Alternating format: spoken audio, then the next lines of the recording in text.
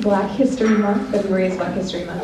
And the Black Affinity Group has really been putting together a lot of things for you today, just to keep you educated and excited about what's happening. So I urge you to pay close attention, please, and really take in what we're talking to you guys about, because it's going to be good for you, okay? Thanks.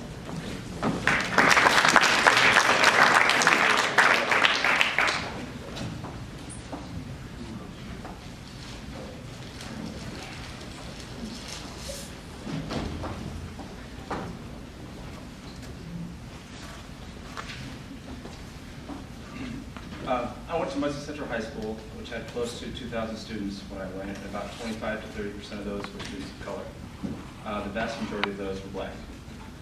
The diversity in my middle school was about the same as well, but the school was smaller. So I was very familiar with black students, or at least I thought I was. I played bass in band and jazz band, and in jazz band our organist was Terry Johnson, who was a black student. He was a phenomenal player. He couldn't read music, but had one of the best ears I've ever come across. He'd be halfway through playing a chart for the first time, and he'd get it figured out by the first chorus, and he'd be one of the guys taking the solo. It was pretty amazing. He also played organ at his church, Union Missionary Baptist Church. And I don't remember exactly how we came around to it, but he invited me to play. We rehearsed, and then Sunday came. I was one of 2 white people in a congregation of about 300. It was uncomfortable, a different uncomfortable than it would have been otherwise, being in a new situation. It was only until later that I realized the significance of that experience. You see, after I left the church, I got to go back to being comfortable, because I'm white. And this was in a church, these are the nicest people in the city. I then began to think to myself, what if that was the scenario everywhere I went? What if I was in a less obviously hospitable environment? What if I couldn't go back to feeling comfortable? What if that was the feeling I got everywhere I went? Essentially, I got an ever so small, barely even minuscule understanding of what it must be like in someone else's shoes. Gospel music was fantastic. I was born and raised Catholic, and Union Missionary was essentially 180 degrees away from my church. The choir and the band played their songs, but every so often the pastor would get really into the sermon and begin to transition into basically singing. Terry would find the key, tell me what it was, and then we'd follow and back up the pastor, what he called shout music. And basically then, we started rocking. It was great. The best thing was that on the dozen or so Sundays that I attended and played, it didn't happen every time. It was authentic and unpredictable. There was one occasion on which an elderly gentleman stood up and began a call and response spiritual song that sounded exactly like, we were about to do the same thing. I looked to Terry for the key and waited, but his fingers were still. This time it was different. We didn't play. Afterward, I asked why, and he said, it was a thing the slaves used to do. Terry and I are Facebook friends. I actually messaged him after I wrote this, and he's actually now a high school history teacher in New Mexico. Those handful of Sundays with Terry at Union Missionary gave me experience I will never forget, one which grows more important to me as I grow older. I got to experience a different world, only a few blocks away from my own. There was a potluck dinner one Sunday, and I got to try some new foods. I got to try collard greens, chitlins, and pig's feet. This was before I became a vegetarian. Not why I became a vegetarian.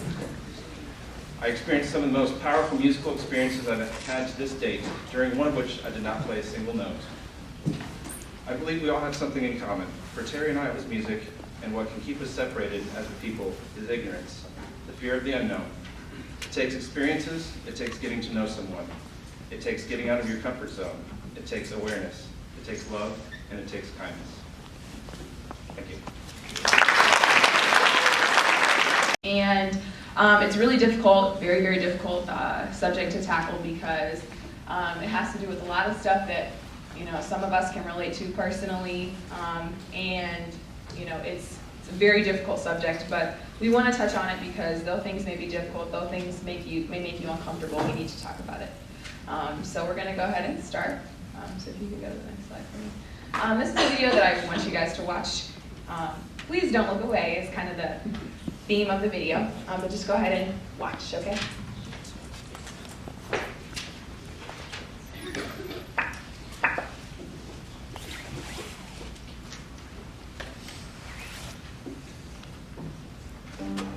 Menard Parts has supplied you with quality parts for over 50 years. So when your home needs them. Okay, so I'm a little, emotional. It touches your heart because the goal of that video is to make you look in their eyes and see that these are people that have been, killed in the streets for, multiple reasons that we don't believe to be justified. So we're going to go ahead and just talk to you about a couple of those prominent cases within the recent years. So if you can go ahead and go to the next slide for me, please. Okay. So in that video, you saw a lot of the images of the people who are the victims of these cases. But I want to go back a little bit to the 90s, specifically to 1991 with the case of Rodney King. Rodney King was beaten by 4 police officers during a routine traffic stop in LA. All 4 officers were acquitted. After the trial in this case, there were riots, famously known as the LA riots. There was protests and there was heightened distress between the residents and the law enforcement. There were people injured and there were people killed. I think the major thing to why the Rodney King case was so impactful and was so changing is because it was all videotaped. There have been many cases of brutality against minorities in the past, many that were at the time may have been legal and have gone undocumented and not noticed. With the Rodney King case, with the turn of the century, it brought light to what was really happening. The video was broadcast on news stations all across the world, and it came to the point where you could not ignore what was going on. About 20 years later, a similar situation happened to a young man named Trayvon Martin. Trayvon Martin was shot and killed after being followed because he was considered suspicious while walking home in his father's neighborhood. Both of these cases were very similar and they seemed to repeat themselves, causing the same reaction, causing the uproar and the riots. Similarly to the Rodney King case, Zimmerman, who was the man who shot Trayvon Martin, was found not guilty. The biggest question in these cases, many times, are were these acts of racism or were these not acts of racism? What caused these things to happen? What caused these men to be suspects? And it connects to earlier topics that we talked about this week with stereotypes. Trayvon Martin was walking through the streets with a black hoodie. He seemed suspicious. He pulled something out of his pocket. All things that are considered when it's a young African American male to be threatening.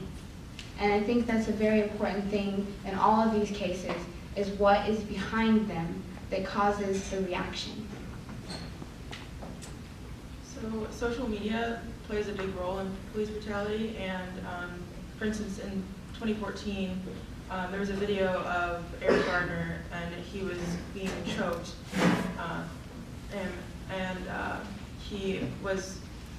there were about 10 policemen on him, and one choked him to death, and his last words were, "I can't breathe," and you could hear it on the video, and it just shows how history is just repeating itself, and these things are coming back.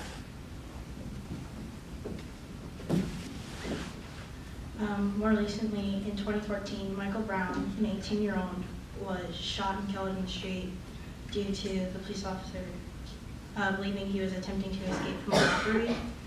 And the police officer, Darren Wilson, was the shooter, and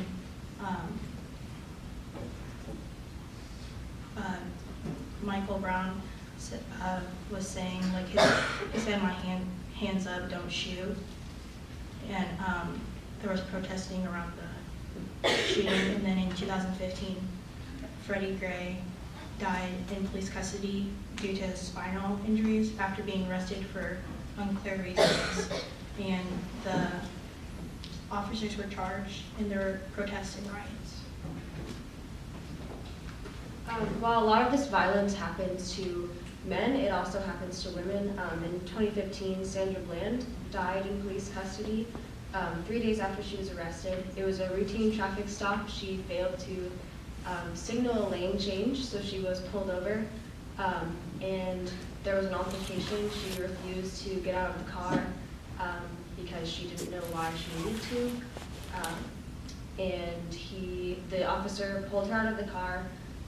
They went out of the view of the camera, and you can hear her screaming and crying, but they don't know what was happening.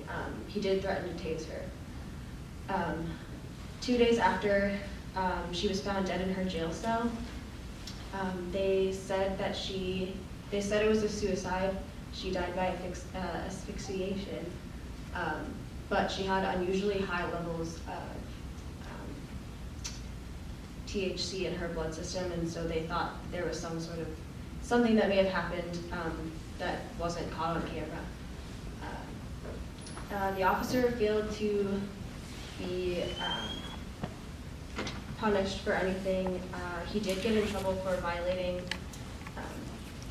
procedure in arresting her, but other than that, nothing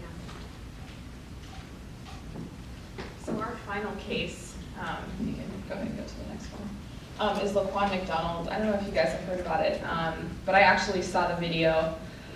He was a mentally ill man, and he had a weapon in his hand. And I was like scrolling on Instagram one day, and this was something that I kept seeing on a lot of accounts, was this picture. And it says, it took 16 bullets, 400 days, a $5 million settlement, Burger King exposing that the police erased security cameras, and a public video released to prove Laquan McDonald was murdered by the police. And so if we look at this full scope, all of these cases show obvious gray area and issues on people being killed, and that question about police brutality. What is going on? What are they seeing? How are we being viewed as people? And so the theme today being life from the black male's perspective.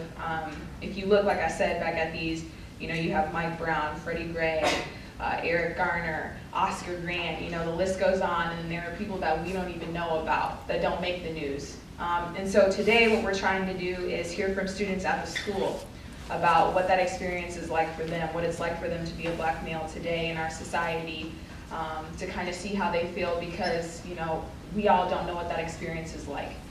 But it's important for us to stay educated and to really learn and invest and try to figure out what's going on. So we're going to go ahead and segue into Mr. Clark giving us a little presentation about a few things. And then right after that, we're going to move into our open forum segment, okay? Thanks, guys.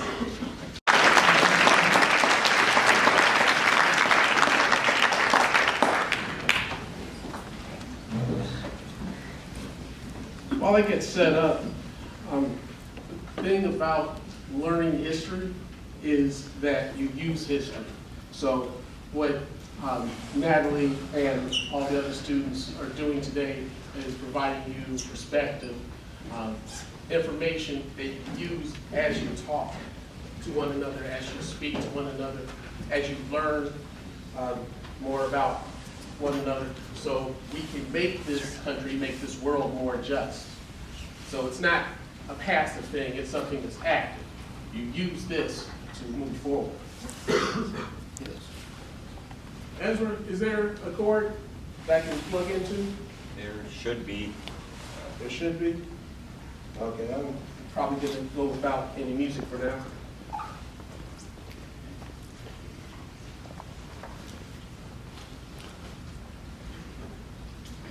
So I wanted to give more information for you to use in your conversations. First off, we've got history makers right now, and as the focus from the previous few words were on black males, don't forget black females are making history. We're all making history. Melody Hobson is an investor.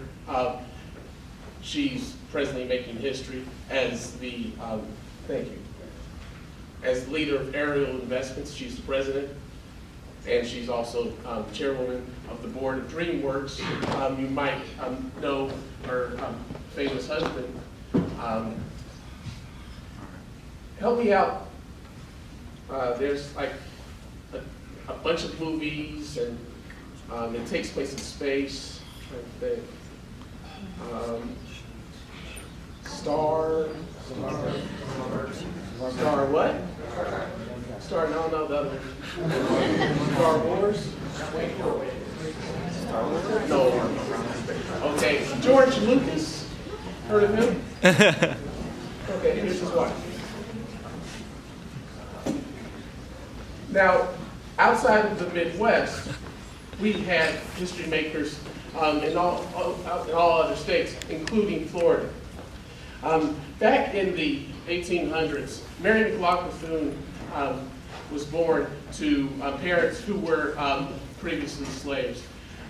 In fact, she was the only person in her family who was born as a free person. It was illegal to teach slaves how to read. It was illegal to teach slaves how to be literate. So, as being herself, she said, you know what?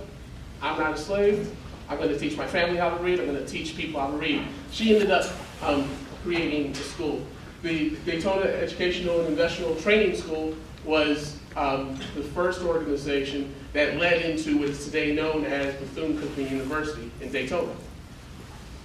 She was also a human rights advocate. She worked not just for black rights, not just for women's rights, but for human rights for all. And she advised President Franklin D. Roosevelt.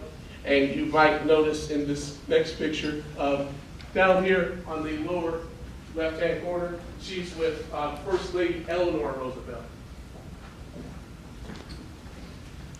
She was also a leader of many organizations. In Washington, D.C., the Council House is a National Historic Site. You can go there and learn more about what she did as a young adult. She passed in 1955, and her legacy lives on not just through Bethune-Cookman, but through her work in Washington, D.C. as well. Okay, do we have sound? Yeah, something. Okay. Cord disappeared. All right. So going to Daytona, not the Daytona 500, but the small track nearby. In Jacksonville back in 1961, Wendell Scott was the first African-American driver to win a race. He also had his first career start, in fact, 55 years from this upcoming Friday. The Jacksonville Grand National race was contentious in that Wendell Scott had driven 100 laps faster than anyone else. However, when it came time for the checkered flag, the race didn't end. He was in fact asked to travel 2 more laps before the race was concluded. At the time, there was a tradition of the race winner being pictured and having a ceremonial kiss with a beauty queen. Well, for a black man in 1961 in the South, that wasn't going to happen. So after the race, and Scott was initially declared a 3rd place finisher, the score was changed to reflect the true nature of the race. He was awarded his win and the prize money, but all the ceremony that normally would accompany the NASCAR win didn't accompany him. In this short animated film, I think his family, his son and grandson, can do a better job of explaining things than me.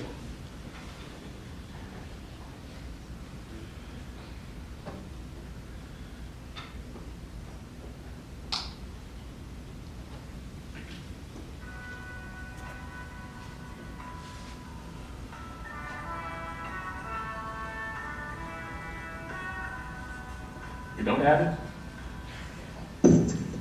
He started racing in 1952, and it was like Picasso, like a great artist doing his work. He was in that car, he was doing his work. But he couldn't get the support where other drivers that we were competing against had major sponsorship. He did everything that he did out of his own pocket. In closing, I want you to take all the words from today and use that to inform your conversations so we can move forward. And I just wanted to end on this because what the lady said earlier actually got me thinking. My sister, if I can get to it, took this picture in Ferguson. I'm from St. Louis. She took this picture in Ferguson about a week after the riots. And I don't know if you can see this, but this is a quote from Dr. King, and you can read it for yourself. But the essence of it is not to take the mistreatment and use it to fuel hatred, but rather to transform it and change it and use it in the spirit of love. Thank you.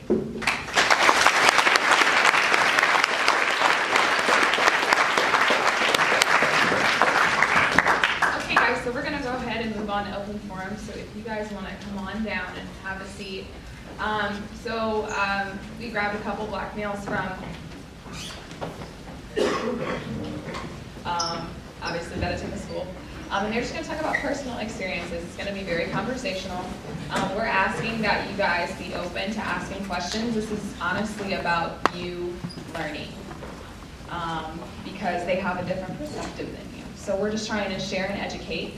So they're going to talk quickly, and then it's going to be open to you guys. So please ask questions.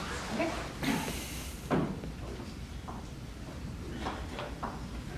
Is it on? Like that. Yeah, should be on. Yeah, appreciate it. All right, so we just want to take this time to, just kind of open it up to everybody, ask us questions, share our experiences. But the main thing is just listen to the messages and, just think about things, keep an open mind on what we're talking about. So we'll start with JT, and then we'll go all the way down, and then I'll finish up. Well, yeah. Start. Me and Randy, or Randy and I, coming from Tinley, we kind of had like an idea on like how it feels to be the majority, and then coming here, have an idea of how it feels to be the minority. And as the majority, like you don't really have to think about a lot of things. You don't really have to censor a lot of things that I have to censor now.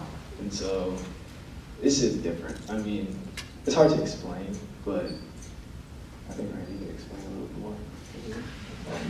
So, coming from Tinley and going to university is culturally different. It's a lot of people that, like the clothing, like people, you see people sad where we came from, and you really don't see that in Carmel.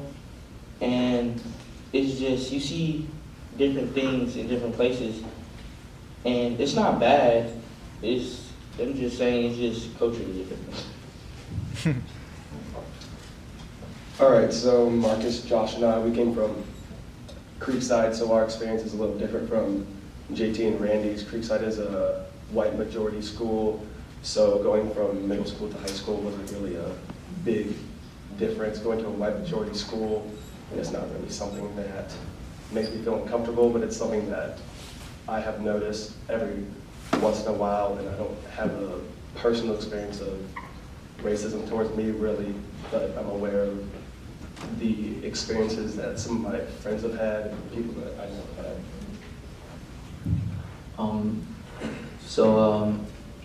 We black people, we feel censored because we don't really know what's gonna happen. You know, we out, we talk to people, and you don't know who's around you. So there can always be somebody who doesn't agree with you, and then they might have repercussions with you because they have things to say, they don't like you or whatever. You know, like they just don't agree with you. So it's not like, not all people are bad, and we know that, but there are some who are bad. And that's why we censor ourselves, because we want to be careful with those people. We don't want to get them mad, because if we get them mad, then they're going to have big problems. Similarly to Marcus and Zach, even though no one's experience is the same. I came from the Oaks Academy in downtown Indianapolis, so there was a lot, it was a predominantly white school as well. So with that, I've been there since 6th grade, so I sort of had some training with code switching, coming before 6th grade from a school where it was actually very integrated. So I've had practice with knowing how to censor myself, I guess, if that's the word you want to use. Or there's a thing we call code switching, I'm sure everybody's heard of it, where you talk one way around other people and sort of act differently around who you're around. And it's very interesting because when you are at home with people who are exactly like you all the time, it's a lot easier to just sort of be yourself. But when you're out in front of people who you don't really know, and people who even if you do know, I mean, they don't have shared life experience because no one's the same. It's very hard to sort of communicate and be yourself in front of people because the way you act at home and in front of people that you closely associate with isn't the same way you can act around everyone else because the crowd is different. And like Marcus was saying, everybody isn't like you are, and so it's important to always realize that. I'm sorry, I'm not going to really dry. I don't know why, but it's important to always realize that. It's just important to realize. Always be aware of who you're around. It's just. Can you project for it? Okay. Anybody who can project. If you want to, yeah, if you want to jump up there.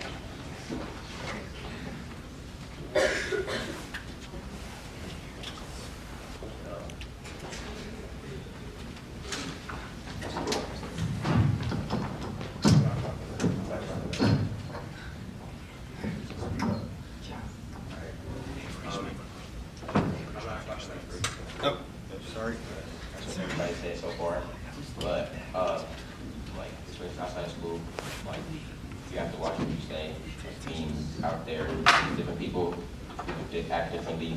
Like because here I come around y'all because I see y'all every day, but I don't see people like outside of school or like people I usually see every day. They're all new to you, and they're all different to you. They all think differently. So like that being said, like there are times where like you act a certain way and like you may or may you probably you cause and you draw a lot of attention to yourself. That's what I'm trying to say. And you have to learn, I'm trying to figure out. I'm trying to piece these words together. I was saying. Right. You have to learn to be careful and like as a minority.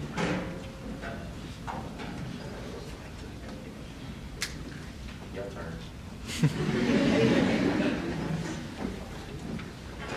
Okay, so yeah, I'm gonna talk about like experiences outside of school, like Avery did. So I know that with Mr. Plain, going to the South and all that, you gotta act a lot different. Like I haven't fed raw food there, so it's like it's a lot different with how you act. And then even here, I like my work, it's a lot different because a lot of the girls who work there go to Carmel, so they're talking about how there's this group of black kids at Carmel who are all ghetto and we usually don't talk to them. And I think that like that type of ignorance is like the main cause of like racism on like a less extreme level. But then there's also stuff in like the South where like people are getting shot and stuff, and it's just like a lot different. So I think that the main thing to take away from today would be ask questions so that you're not as unaware of maybe some of the issues that we experience.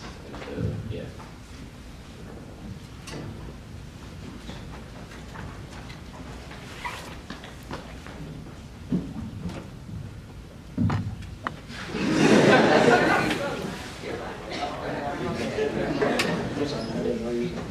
Okay, so earlier when we talked about stereotypes within our morning meetings, we hear a lot about how black people dress and how they talk and what kind of food we eat and our hair. But a stereotype that always is directed towards me is sports, obviously. And we get a lot, African Americans, as African Americans, we get a lot of stereotypes about how all black people play basketball and football. As you can see, all of them play basketball, but I don't. I don't play basketball. I play soccer and baseball. And I guess what I'm trying to say is my experience within soccer has been different because I would always receive negative comments playing it. Like, I would receive racial slurs while I'm playing, and then when I was 10 years old at a Missouri tournament, a parent made a racist comment towards me, and that didn't end very well. But what I guess I'm trying to say is that everybody has the right to pursue their interests, and everybody has the right to pursue their interests no matter what their skin color is. Regardless if we're black or Asian or Indian or white, it doesn't make a difference. You have the right to pursue whatever you like to do. So if we want to go to questions, does anybody at this very second have any questions that they would like to ask the students? Okay. We're going to start with, yeah, it's going to be okay. We're going to get to you. Don't you worry. Don't you worry. Okay. All right. Go ahead and stand up for us. Have you experienced any racism outside of the country? Yeah, that's a good question. So for those of you who have taken help, you know that my father was in the military, and we've been stationed, all over the country, Germany, Guam, the Philippines, and yes, a lot of it is not that much different overseas than it is here because, like I said, you're, especially mainly in the Philippines, I gotta be honest, treated the same way because they have, and over there, they're influenced by, it's influenced by white people, so they think the same kind of way. And so, yeah, I mean, we also get that, I guess you could say, the same treatment. In Germany, absolutely. And, it's not a lot different. I mean, the United States isn't much different than other countries in that regard. Kind of same dynamic. You guys, Matthew? So, like blending, my father was in the military, and I lived in Japan, and I did experience racism there. I remember one day I was in the playground, and I was taking karate, so me and this other white kid, we was playing karate, and I guess I must have kicked him too hard. And so he screams to me, he's screaming and crying, he screams, "This is why my father doesn't let me play with black kids." And he runs home, and I talked to my mom about it when I was younger. I didn't really understand it though at the time, because I was only like 5 or 6, but so there is racism in other countries. It's not just in America. Okay, yeah, sure. Have any of you ever been seen as a threat and treated differently because of that for no reason at all? And how do you react to that when that happens? Okay, multiple answers. Keep it quick. Okay.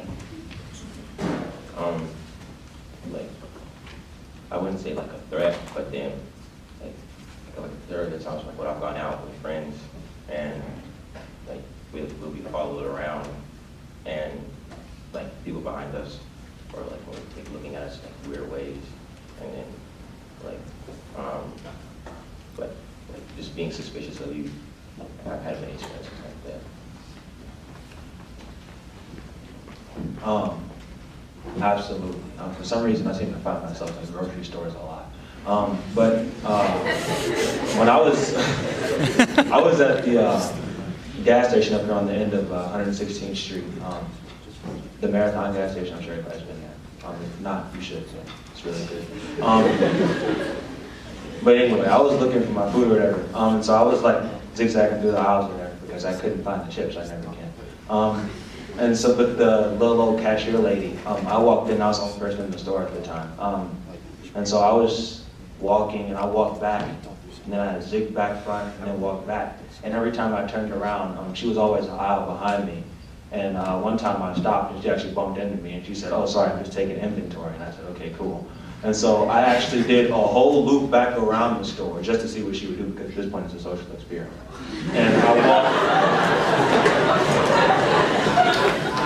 walked, so I do the whole thing again, and so I wasn't angry or anything. It was very interesting to me.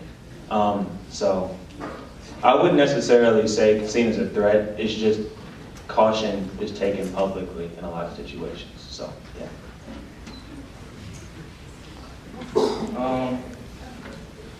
I have experienced, I won't say it was racism, but I didn't really like the situation. So when we had open house here, we was collecting money for a yearbook, and a gentleman wanted to buy a yearbook, so he was about to give me his check so I could give it to Dr. Vesper or somebody. And I guess his wife said, "No, don't give it to him. We will turn it in tomorrow." So I was very offended by that, because why can't I not collect the check and turn it in? That really is a waste of time to do that, but okay. So I was just very offended by that, because what about me is, I don't know, it was just, I was offended.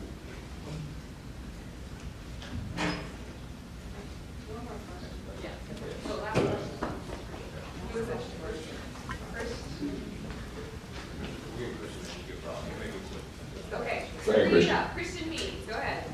Okay, so I'm just going to be completely open.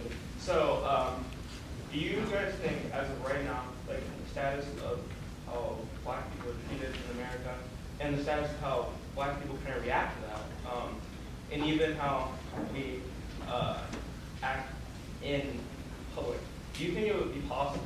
I mean, because we look at other nations, other countries, their police officers don't carry guns. Do you think it's possible with the way that Black people, I mean, we all know, do you think it's possible for American police officers to not carry guns? Because I know everyone always asks, "Oh, you didn't have to have a gun, you could have tased it, you could have done this, you could have done that." But I don't think it's as easy as we think it is. Yeah.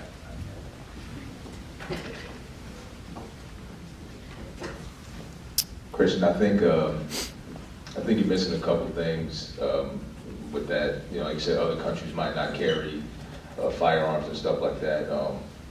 Our police officers here in America carry multiple weapons that they can use before drawing their weapons on someone. You know, I'm going to be honest too. It's not going to change anytime soon. And so the best way, you know, for us up here, and even everyone, is to comply, okay, when it comes to the police. You know, there's a time and a place to, you know, resist, but if you resist, something's gonna happen to you, okay? That's just how it is. And like we talk about in health class, you know, a lot of times you need to perceive reality for what it is. That's what it is for us. Okay, I got stopped last week right here by the school. I come up here, a lot of you know I use the basketball shooting gun sometimes it's the middle of the night and I want to come up here. Officer asked me, "What are you doing here at 11 o'clock at night?" I said, "I'm going to University High School." "Why are you going there?" "I work there, I'm a teacher there." "How do I know that?" "Well, I have the key fob to prove it."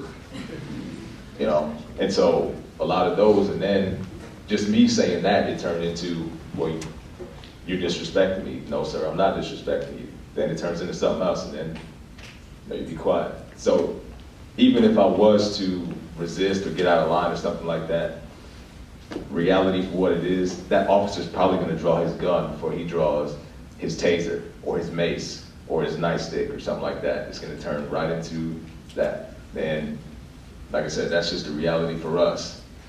A lot of you, hey, go on your way. That doesn't happen for us. So, is there a moment in particular in your life that you've been really proud to be Black? And what is that?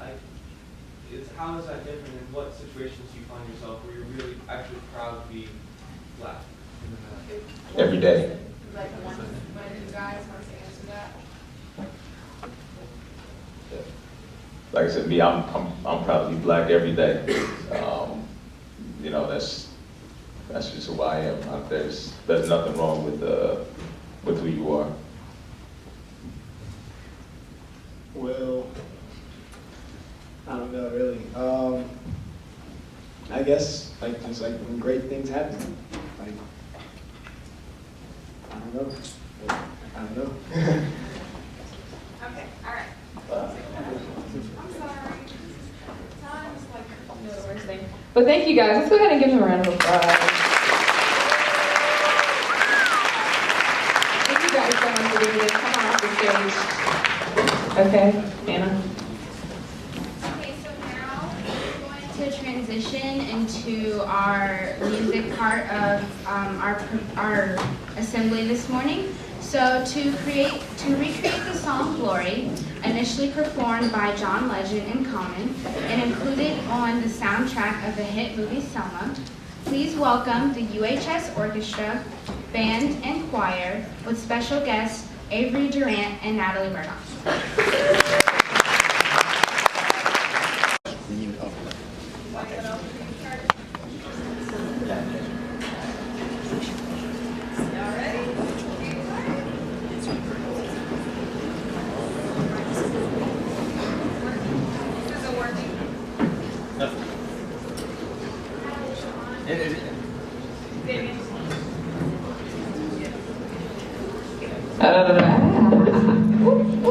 All right, there we go. Are you ready?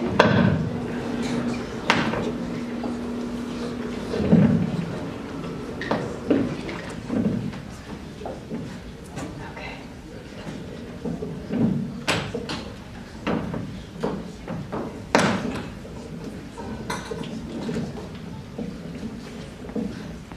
Is this good? Let me know.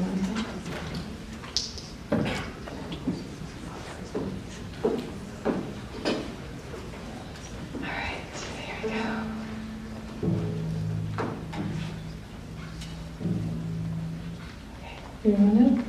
Alright. One day, when the glory comes, it will be ours. It will be ours. Oh, one day, when the war is won, we will be sure. We will be sure. Oh, glory. Glory. Glory. Glory. Glory. Hands to the heavens, no man, no weapon. Formed against, yes, glory is destined. Every day women and men become legends. States that go against our skin become blessings. The movement is a rhythm to us. Freedom is like religion to us. Justice is juxtapositioning us. Justice for all just ain't specific enough. One son died, his spirit is revisiting us. Children living in us, resistance is us. That's how I rose us out on the bus. That's why we walk through Ferguson with our hands up. When it goes down, we women and man up. They say stay down, but we stand up. Shots till we on the ground, the camera pan up. King pointed to the mountaintop and we ran up. One day, when the glory comes, it will be ours. It will be ours. Oh, glory. Glory. Glory.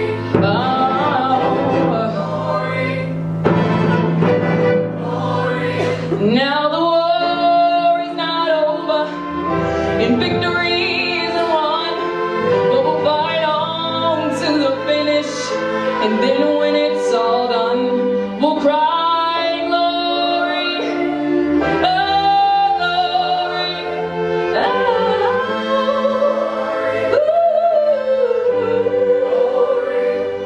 Selma's now for every man, woman, and child. Even Jesus got his crown in front of a crowd. They march with the torch, we gon' roll it now. Never look back, we done gone hundreds of miles. On dark roads heroes to become a hero. Legal justice is power was the people, and the men's legal king became regal. Saw the face of Jim Crow under a bald eagle. The biggest weapon is to stay peaceful, to sing our music is because that we bleed through. Right at epiphany, now we right the wrongs in history. One day, when the glory comes, it will be ours, it will be ours.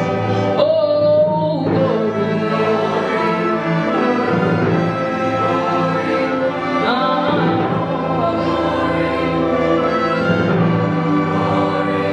When the war is won, and when it's all said and done,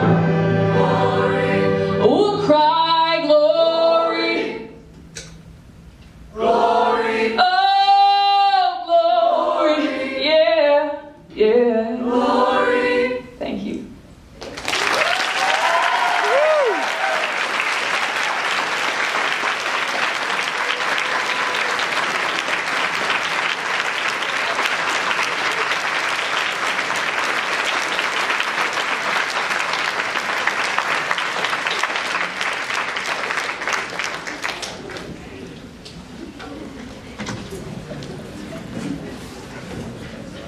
Clean another and put it together.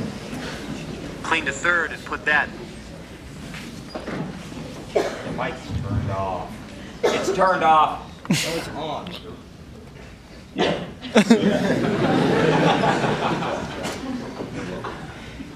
Well, we just want to thank you guys for coming out here and listening.